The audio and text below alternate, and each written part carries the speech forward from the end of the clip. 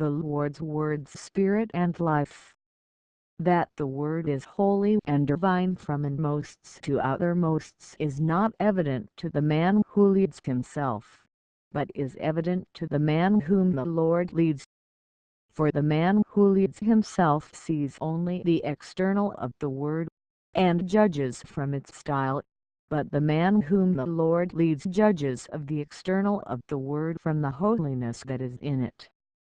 The word is like a garden, that may be called a heavenly paradise, in which are dainties and delightful things of every kind, dainties from the fruits, and delightful things from the flowers, and in the middle of it trees of life, and near them fountains of living water, and round about trees of the forest, and near them rivers.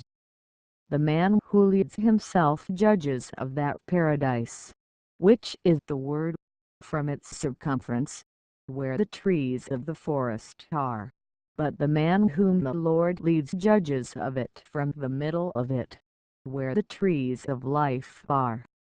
The man whom the Lord leads is actually in the middle of it, and looks to the Lord, but the man who leads himself actually sits down at the circumference, and looks away from it to the world. Again, the word is like fruit within which there is a nutritious pulp, and in the middle of it seed vessels, in which mostly is a living germ that germinates in good soil. Again, the word is also like a most beautiful infant, which, except the face, is enveloped in wrappings upon wrappings. The infant itself is in the inmost heaven, the wrappings are in the lower heavens, and the general covering of the wrappings is on the earth. As the word is such, it is holy and divine from inmosts to the externals. The word is such because in its origin it is the divine itself that proceeds from the Lord, and is called the divine truth. And when this descended to men in the world, it passed through the heavens in their order according to their degrees, which are three, and in each heaven it was written there in accommodation to the wisdom and intelligence of the angels. Finally it was brought down from the Lord through the heavens to men, and there it was written and promulgated in adaptation to man's understanding and apprehension. This, therefore, is the sense of its letter, and in this the divine truth such as it is in the three heavens, lies stored up in distinct order. From this it is clear that all the wisdom of the angels in the three heavens has been imparted by the Lord to our word, and in its inmost there is the wisdom of the angels of the third heaven, which is incomprehensible and ineffable to man, because full of arcana and treasures of divine verities. These lie stored up in each particular and in all the particulars of our word. This, therefore, is the sense of its letter, and in this the divine truth such as it is in the three heavens, lies stored up in distinct order. From this it is clear that all the wisdom of the angels in the three heavens has been imparted by the Lord to our word, and in its inmost there is the wisdom of the angels of the third heaven, which is incomprehensible and ineffable to man, because full of arcana and treasures of divine verities. These lie stored up in each particular and in all the particulars of our word. As the divine truth, when passed from the Lord himself through the three heavens down to men in the world, was written and became the word in each heaven. Therefore the word is the union of the heavens with each other, and the union of the heavens with the church in the world. For the word is the same everywhere, differing only in the perfection of glory and wisdom according to the degrees in which the heavens are. Consequently the holy divine from the Lord flows in through the heavens with the man in the world who acknowledges the Lord's divine and the holiness of the word when he reads it. And so far as such a man loves wisdom, he can be instructed and can imbibe wisdom from the word as from the Lord himself, or from heaven itself, and can thus be nourished with the food with which the angels themselves are nourished, and in which there is life. According to these words of the Lord, the words that I speak unto you are spirit and are life. John 6:63. The water that I will give you shall become a fountain of water springing up unto eternal life. John 4:14. Man doth not live by bread alone, but by every word that proceedeth out of the mouth of God. Matthew 4:4. Work for the food that abideth unto eternal life, which the Son of Man shall give unto you. John 6:27. Such is the word. It has been said that the divine truth proceeds from the Lord, and that the word is from that, and that through the word angels and men have wisdom. But so long as it is unknown how the divine truth proceeds from the Lord, this may be said, but it cannot be understood. The divine truth, which is the same as the divine wisdom, proceeds from the Lord as light and heat do from the sun.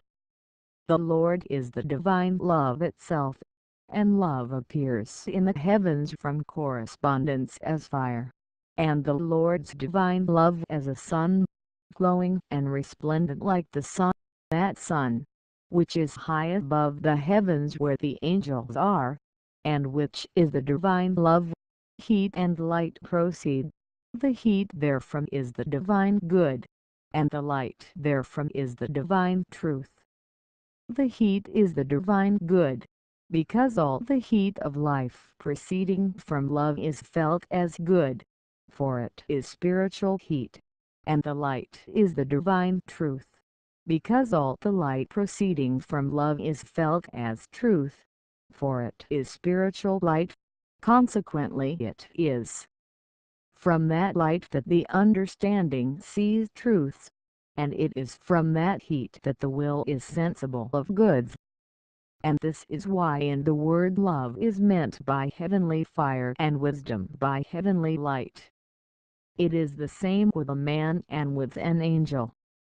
Every angel and man is his own love, and a sphere flowing out from his love encompasses every man and angel. That sphere consists of the good of his love and of the truth of his love, for love produces both. As fire produces both heat and light, from the will of a man or angel it produces good, and from his understanding it produces truth. This sphere, when the man or angel is good, has an extension into the heavens in every direction according to the quality and the amount of the love, and into the health in every direction when the man or angel is evil. But the sphere of the love of a man or an angel has a finite extension into a few societies only of heaven or hell, while the sphere of the Lord's love, because it is divine, has an infinite extension, and creates the heavens themselves. 13. The word of the Lord is wonderful in this, that in every particular of it there is a reciprocal union of good and truth, which testifies that the word is the divine proceeding from the Lord, which is the divine good and the divine truth reciprocally united, and also testifies that in the word there is a marriage of the Lord with heaven and the church, which also is reciprocal. There is a marriage of good and truth, also of truth and good, in every particular of the word, in order that it may be a source of wisdom to angels and of intelligence to men. For from good alone no wisdom or intelligence is born, neither from truth alone, but from their marriage when the love is reciprocal. This reciprocal love the Lord teaches in John. He that eateth my flesh and drinketh my blood abideth in me and I in him. John 6:56. in the same. In that day ye shall know that ye are in me and I in you.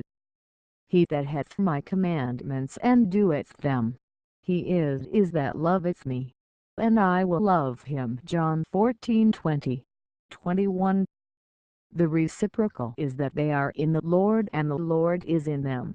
Also that whoever loves the Lord also will love him. To have his commandments is to be in truth, and to do them is to be in good. The reciprocal is also described by the Lord in his union with the Father, in these words, Philip, how sayest thou, show us the Father? Believest thou not that I am in the Father and the Father in me? Believe me, that I am in the Father and the Father in me. John 14:9-11. From this reciprocal union of the divine and the human in the Lord proceeds the reciprocal union of the divine good and the divine truth, and this proceeds from the Lord's divine love, and the same is true of the Lord's reciprocal union with heaven and the church, and in general the reciprocal union of good and truth with an angel of heaven and with a man of the church. And as good is of charity and truth is of faith, and as charity and faith make the church, it follows that the church is in a man when there is a reciprocal union of charity and faith in him. Again, as good is of the will and truth is of the understanding, and as the will and understanding make man, it follows that man is man according to the union of the will and all things belonging to it with the understanding and all things belonging to it, and this reciprocally. This union is what is called marriage, which from creation is in every particular of heaven and in every particular of the world, and from this is the production and the generation of all things.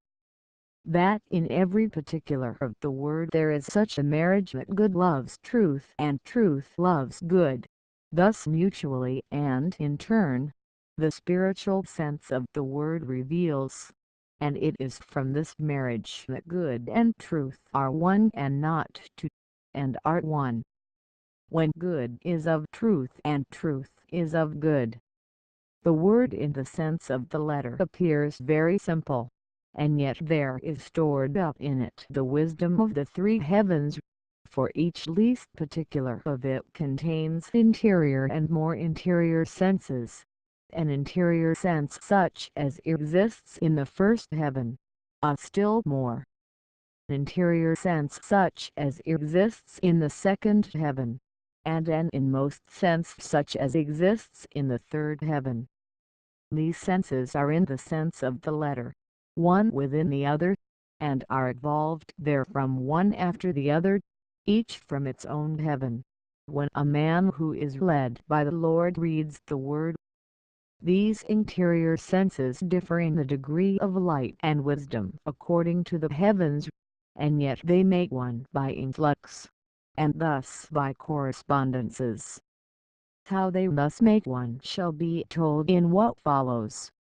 All this makes clear how the Word was inspired by the divine, and that it was written from such an inspiration to which nothing else in the world can in any wise be compared. The arcana of wisdom of the three heavens contained in it are the mystical things of which many have spoken. Next, I will post an article that says influx and correspondence. Thank you.